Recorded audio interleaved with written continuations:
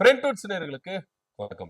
விஜய் கட்சிக்கு தலைவரா யாரு அப்படின்னு நம்மளுக்கு தெரியல. ஏன்னா அவர் பேசாம ஆதவர்ஜுனா பேசுறாரு. சரி, ஆதவர்ஜுனா ஒண்ணு பேசுறாருன்னா அதுக்கு நேர் எதிர்மாறா நிர்மல்குமார் பேசுறாரு. சரி, கட்சி பொதுச் செயலாளர் புசியானந்த் எங்க அப்படின்னு பார்த்தா அவர் பூஜை புனஸ்காரம் அப்படின்னு சொல்லிட்டு ஆன்மீகத்துல இறங்கிட்டாரு. அவர் பொதுவெளியில வந்து பேச மாட்டேங்கிறாரு. இப்படியா தாவேகா மேல பல குற்றச்சாட்டுகளும் சர்ச்சைகளும் எழும்பியிருக்கு. ரொம்ப டீடைலா டமால் டுமில் பாலிடிக்ஸ்ல பார்க்கலாம் வாங்க. சென்னையில ப்ராப்பர்ட்டி வாங்கணுமா இல்ல ரெண்டுக்கு வேணுமா இல்ல ப்ராப்பர்ட்டியை சேல் பண்ணணுமா? Commercial R residential? Contact akermit.com 9384915181.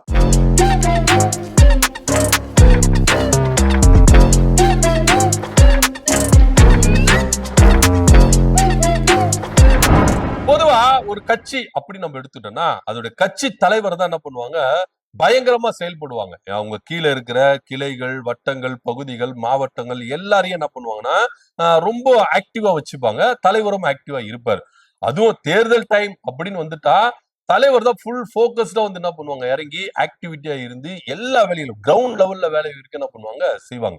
இப்படிதான் ஏடிஎம்கேல நடந்திருக்கு, டிஎம்கேல நடக்குது. எல்லா கட்சியிலும் பிசிகா, பாமக எல்லா கட்சியிலும் என்ன பண்றாங்க நடத்திட்டு வராங்க.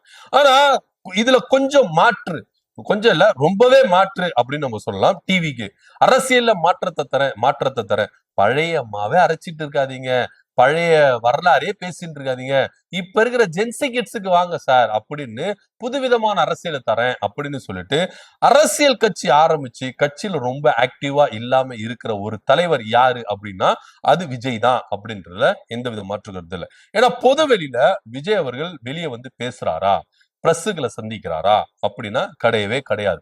ஒருவேளை பிரஸ்ஸுகளை சந்திக்காம பொது வெளியில வந்து பேசாம ஒரு வகையான மாற்று அரசியல அவர் தராரு அப்படின்னு நம்ம எடுத்துக்கிட்டாலும், ஆனா அது ஆக்டிவா இருக்கிறாரா அப்படின்னா ஆக்டிவாவும் இல்லை அப்படின்றதுதான் நிதர்சனமான உண்மையா இருக்கு. இதுதான் யதார்த்தம், கலை யதார்த்தம். நீங்க டிவிக்கே அப்படின்னு எடுத்துட்டா பொதுவெளியில வந்து யாரு பேசுவா அப்படின்னு பாத்தீங்கன்னா அதுக்கு முன்னாடி வந்து பாத்தீங்கன்னா அருண்ராஜ் பேசியிருந்தாரு, புசியானந்த் ஐயா பேசியிருந்தாரு, ஆதவர்ஜுனா பேசியிருந்தாரு, நிர்மல்குமார் பேசியிருந்தாரு, செங்கோட்டையன் பேசியிருந்தாரு, ராஜ்மோகன் பேசியிருந்தாரு. இப்படி லிஸ்ட் வந்து பெருசா நீட்டிட்டே இருந்தது. அதனால திடீர்னு ஒரு சர்க்குலர் இருந்துச்சு, யாரும் பொதுவெளியில பேச வேண்டாம் அப்படின்னு ஒரு அறிக்கை ஒண்ணு விட்டாங்க. சோ அதனாலே என்ன பண்ணாங்க, நிறைய பேர் என்ன பண்ணாங்கன்னா கம்மி பண்ணாங்க. மேல்மட்ட நிர்வாகிகள் அருண்ராஜ், நிர்மல்குமார், புசியானந்த், ராஜ்மோகன், ஆதவர்ஜுனா போன்றவங்க மட்டும் தான் பேசிக்கிட்டு இருந்தாங்க. இப்ப அதையும் ஃபில்டர் பண்ணி என்ன பண்ணிட்டாங்க, ஆதவர்ஜுனா மட்டும்தான் பேசணும் அப்படின்ற ஒரு விஷயத்துக்கு வந்துட்டாங்க. விஜய் அவர்கள் இன்னும் 234 தொகுதியில அபிஷியலா வந்து என்ன பண்ணல, வேட்பாளர்கள் அனௌன்ஸ்மெண்ட் பண்ணல. ஆனா ஒரு வகையான உத்தேச பட்டியல் என்ன சொல்லுது அப்படின்னு பாத்தீங்கன்னா விஜய் பெரம்பூர்ல நிப்பாரு, ஆதவர்ஜுனா வில்லிவாக்கத்துல நிப்பாரு, புசியானந்த் வந்து பாத்தீங்கன்னா இங்க நம்ம டி நகர்ல நிப்பாரு அப்படின்னு பேசப்பட்டிருக்கு. சோ இப்படியா இருக்கும்போது புசியானந்த் கிட்ட ஏன் விஜய் பெரம்பூர் தொகுதியில நிக்கணும் அப்படின்னு கேட்டா அவர் ஒரு பதில் சொன்னார். அதாவது வறுமையில இருக்கிற ஜனங்கள் எந்த பகுதியில வறுமை இருக்குதோ, எந்த பகுதியில போதை இருக்குதோ, எந்த பகுதியில ரொம்ப ஸ்லம்மா இருக்கிறாங்களோ அந்த பகுதியில தான் என் தலைவர் வந்து நிப்பான் அப்படின்னா, நீங்க யாரை கொச்சப்படுத்துறீங்க, நீங்க யாரை கேவலப்படுத்துறீங்க? பெரம்பூர் தொகுதி மக்களை நீங்க கேவலப்படுத்துறீங்களா? அங்க இருக்கிற வாழ்வாதாரத்தை நீங்க கேவலப்படுத்துறீங்களா? அங்க வாழ்கிற மக்களை கேவலப்படுத்துறீங்க. ஏன் வட சென்னையில மட்டும்தான் உங்களுக்கு பிரச்சனைகள் நடக்குதா? வட சென்னையில மட்டும்தான் உங்களுக்கு போத கலாச்சாரம் இருக்குதா? வட சென்னையில மட்டும்தான் உங்களுக்கு வறுமை இருக்குதா அப்படின்னு ஒரு கேள்வி இருக்குல்ல. ஒட்டுமொத்தமா வட சென்னையுடைய மக்களை கேவலப்படுத்துற விதமா, அவங்க வாழ்வாதாரத்தை கேவலப்படுத்துற விதமா, கொச்சைப்படுத்துகிற விதமா ஆதவர்ஜுனா பேச்சு இருக்குது அப்படின்றதுல எந்த வித மாற்று கருத்து இல்ல. அவர் பேச்சவனா நீங்க எடுத்து கேளுங்க. ஏன்னா விஜய்க்கு ஆதரவா பேசுறேன் அப்படின்னு சொல்லிட்டு பல சர்ச்சைகளுக்குள்ள ஆதவர்ஜுனா வந்து மாட்டிக்கிறாரு, மாட்டி விடுறாரு அப்படின்னு தான் நம்ம எடுத்துக்கணும். இது ஒரு புறம் இருக்க. ரஜினியை பத்தி பேசுறாரு, அதாவது விஜய உயர்த்தி பேசுறேன் அப்படின்னு நினைச்சுக்கிட்டு ரஜினியை கேவலப்படுத்தினாரு. திமுக ரஜினிய தடை பண்ணாங்க, அவங்க பயங்காட்டினாங்க.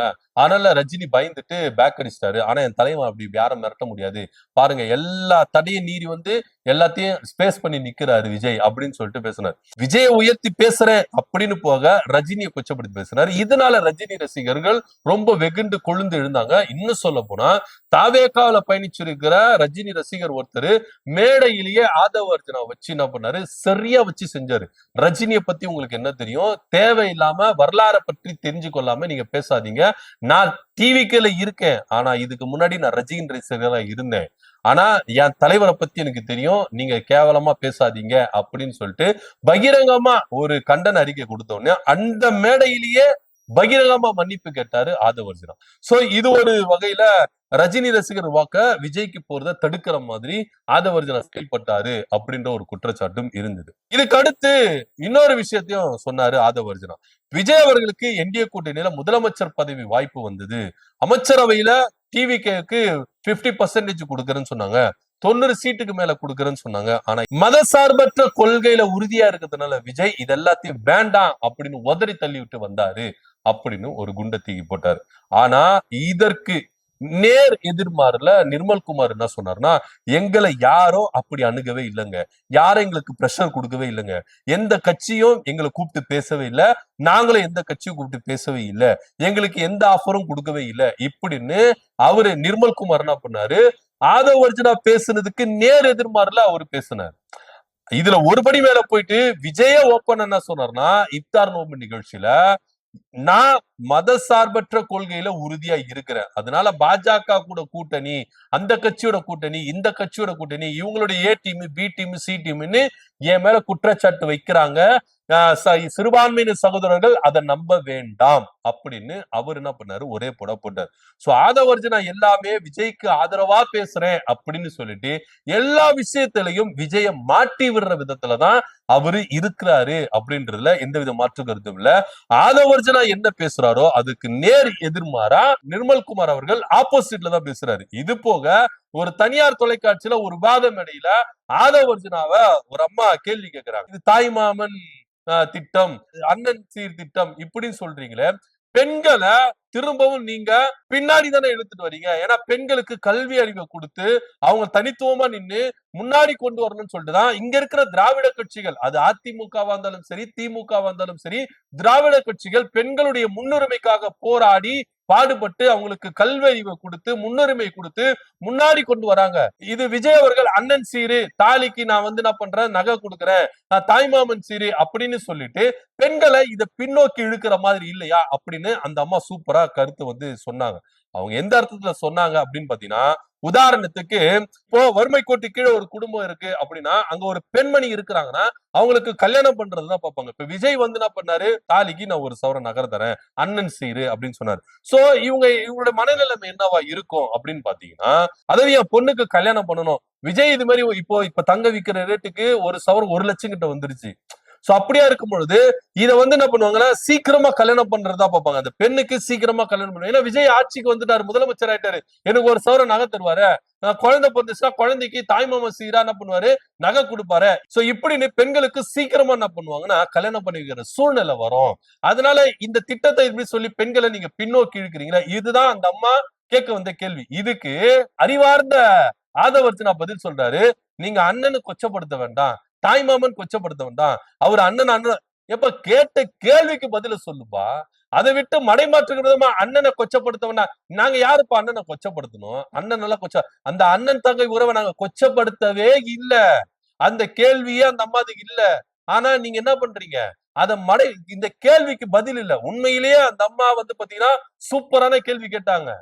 ஏன்னா இன்னைக்கு திமுக அரசு இருந்தாலும் சரி, அதிமுக ஜெயலலிதா இருக்கும் போது இருந்தாலும் சரி, எம்ஜிஆர் இருக்கும் போதும் சரி, இங்க நம்முடைய ஸ்டாலின் முதலமைச்சர் மு.க. ஸ்டாலின் அவர்கள் இருக்கும் போது சரி, பெண்களுக்கு எந்த அளவுக்கு முன்னுரிமை கொடுக்கணும், கல்வியிலும் சரி வேலை வாய்ப்பிலும் சரி சம உரிமை உங்களுக்கு கொடுக்கணும். அதுக்காக பெண்களுடைய முன்னேற்றத்துக்காக பல திட்டங்களை வகுத்துட்டு வராங்க.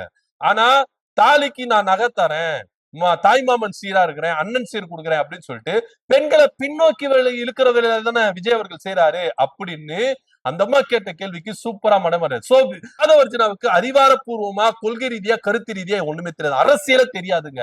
நிதர்சனமான உண்மை இதுதான். இதுல இவர் என்ன பண்றாரு, நான் கலைஞர் டிவிக்கு விவாத மேடைக்கு வரேன், 1 to 1 வச்சுக்கலாம், உதயநிதியை கூப்பிடுங்க அப்படின்னு. உதயநிதி கிட்ட நீங்க பேசினாலே அவுட்டு சார், நீங்க கலைஞர் டிவிக்கு போனாலே அவுட்டு. இதுதான் இவருக்கு என்ன தெரியுமா, யாரும் இவரை கூட மாட்டாங்க, மதிக்க மாட்டாங்க. வாலண்டியா நான் ஜெயிலுக்கு போறேன், நான் ஜெயிலுக்கு போறேன், நான் ஜெயிலுக்கு போறேன் வடிவேலு காமெடி மாதிரி தான் இவர் பண்ணிட்டு இருக்காரு ஆதவர்ஜுனாவை கண்டி. அவர் யாரும் சட்டம் பண்ணவே இல்ல, சேர்த்துக்கவே இல்ல. நீ போப்பா கோமாளி அப்படின்னு பிடிச்சு தள்ளினாலும் எப்ப வாண்டடா வந்து நான் மாற்றேன், என்ன ஜெயிலுக்கு கூட்டு போயா, நான் ரவுடியா ஃபார்ம் ஆயிட்டேன் அப்படின்னு வடிவேலு காமெடி மாதிரி தான் ஆதவர்ஜுனா ஏப்பா நான் அரசியல்வாதின்னு சொல்லிட்டு என்ன பண்றாரு? சரி ஏப்பா உனக்கு ஒண்ணுமே தெரியல, நீ அரசியல்வாதி இல்ல, நீ பேசுறதும் ஒண்ணு பேச மாட்டேங்கிற, அறிவாளியாவும் பேச மாட்டேங்கிற, கருத்தியல் ரீதியாவும் பேச மாட்டேங்கிற, வரலாறு தெரிஞ்சு பேச மாட்டேங்கிற, உன் அரசியல்வாதியை எப்படிப்பா எடுத்துக்கிட்டு நீ போப்பா அப்படின்னு தள்ளி விட்டாலும், எப்ப நான் அரசியல்வாதின்னு ஃபார்ம் ஆயிட்டேன், டிவிகேல ஒரு பொதுச் செயலாளர் போஸ்டிங்ல இருக்கேன், என்ன சேர்த்துக்கங்கப்பா அப்படின்னு எல்லா அரசியல் தலைவர்கள் மத்தியில என்ன பண்றாரு? இவரு கோத்து பேசினே இருக்காரு. இதுதான் ஆதவர்ஜுனா செய்யற பெரிய வேலையே. ஆனா இது எல்லாத்தையும் விஜய்க்கும் டிவிகேவுக்கும் ஒரு அவப்பெயரை ஏற்படுத்துது, ஒரு பிரச்சனையை உண்டாக்குது அப்படின்றதுதான் நிதர்சனமான உண்மையா இருக்கு. இன்னும் சொல்ல போனா பெரம்பூர் பகுதி மக்கள் எல்லாம் என்ன சொல்றாங்கன்னா, ஒருவேளை விஜய் வந்து பெரம்பூர் தொகுதியில நின்று ஜெயிச்சிட்டாருப்பா, எம்எல்ஏ ஆயிட்டாரு, நாங்க எம்எல்ஏ எங்க போய் தேடுவோம் சொல்லுங்க? எங்க தொகுதியில ஒரு ஆள் இருந்தா தானப்பா நாங்க எம்எல்ஏ ஆபீஸ்ல போயிட்டு எம்எல்ஏ நாங்க என்ன பண்ணுவோம், கேட்போம். இவரு இப்பவே பனையூர்ல இருந்து வெளியே வர மாட்டேங்கிறாரு. பனையூர்ல இருந்து வெளியே வந்தாதான் மக்களுடைய பிரச்சனை தெரியும், மக்கள் படுகிற பாடுகள் தெரியும். பனையூர்லயே இருக்கிறாரு, நாங்க பெரம்பூர்ல இருந்து பனையூருக்கு போறோமா? பெரம்பூர்ல எதுனா ஒரு குறைகள் மக்களுக்கு குறைனா பனையூர்ல தான் போய் உட்காரணுமா? பனையூர்ல தான் போய் சந்திக்கணுமா? விஜய் முதல்ல கிரவுண்ட் லெவலுக்கு வரட்டும், அந்த தொகுதியில அவர் நிக்கட்டும், அந்த தொகுதி ஆளுக்கு தான் நாங்க என்ன பண்ணுவோம், ஓட்டு போடுவோம். இப்ப எங்க தொகுதியில ஒரு ஆளை நாங்க போட்டாதான் எங்களுக்கு ஒரு பிரச்சனைனா அவருக்கு தெரியும், அந்த வழி அவருக்கு புரியும். சொகுசா வாழ்ந்துட்டு பனையூரை விட்டு வெளியே வர மாட்டேன் அப்படின்றதுக்கு அவருக்கு என்னப்பா தெரியும்? கேள்வி கேட்கறாங்க சார். இதே பெரம்பூர் தொகுதி மக்களை கேள்வி கேட்கறாங்க. விஜய் அவர்கள் பெரம்பூர் தொகுதியில் நின்னாலும் தோத்துருவார் அப்படின்னும் அங்க இருக்கிற மக்களும் என்ன பண்றாங்க, குரல் கொடுக்குறாங்க. ஆக மொத்தம் ஆதவர்ஜுனா மட்டும்தான் இப்ப தாவேக்கா சார்பா பேசுறாரு. இன்னொரு பக்கம் எடுத்துட்டீங்கன்னா அவர் பூஜை அது எப்படின்னு சொல்லிட்டு என்ன பண்ணாரு, கோயில் கோலா சொல்றாரு. காலையில இப்தார் நோன்பு நிகழ்ச்சி, சாயந்தரம் வந்து பாத்தீங்கன்னா மேல்மலையனூர்ல சாமி தரிசனம். சோ இந்த மாதிரி ஒரு விஷயத்துல புசியானந்த் இருக்கிறாரு கண்டி, கட்சி நடவடிக்கையில இறங்கி வேலை செய்யுங்கப்பா அப்படின்னா செய்யறதே இல்ல. சோ இன்னொரு பக்கம் அருண்ராஜ் அவர்கள் பதுக்கி வச்சிருந்த பொருளா தேர்தல் பறக்கும்படி என்ன பண்ணாங்க, கைப்பற்றிட்டாங்க. சோ அதனால அவரும் பொதுவெளியில வரல. இன்னொரு பக்கம் நிர்மல்குமார் அவர்கள் ஆதவர்ஜுனா பேசுறதுக்கு எல்லாம் பதிலடி கொடுக்கிற விதமாவே தாவேக்கால நிர்மல்குமாரை ஏற்படுத்தி இருக்கிறாங்களா அப்படின்னு தெரியல. ஆதவர்ஜுனா பேச்சுக்கு மத்தவங்க யாரும் பதிலடி கொடுக்க தேவையில்ல, நிர்மல்குமாரே பதிலடி கொடுத்துருவாரு அப்படின்னு தான் பார்க்க வேண்டியது. இன்னும் செங்கோட்டையன் எங்க காணோம் அவரு? எப்ப அவர் எப்படியெல்லாம் இருந்தாரு, எப்படியெல்லாம் செயல்பட்டாரு, இன்னைக்கு அவர் இல்லவே இல்லையே அப்படின்ற ரேஞ்சுக்கு செங்கோட்டையன் போயிட்டாரு. ஆக மொத்த கட்சியில யாருமே ஆக்டிவா இல்ல, தலைவரே ஆக்டிவா இல்ல. ஆதவர்ஜுனா மட்டும்தான் ஆக்டிவா பொதுவெளியில வந்து பேசிட்டு இருக்கிறாரு. ஆனா அவர் பேசுறது எல்லாமே டிவிகேக்கும் விஜய்க்கும் பெரிய பிரச்சனை, பெரிய சலசலப்பை ஏற்படுத்துது அப்படின்றதுதான் நிதர்சனமான உண்மையா இருக்கு. இதை பத்தியோட கருத்து என்ன அப்படி கீழே கமெண்ட் பண்ணுங்க. நன்றி, வணக்கம்.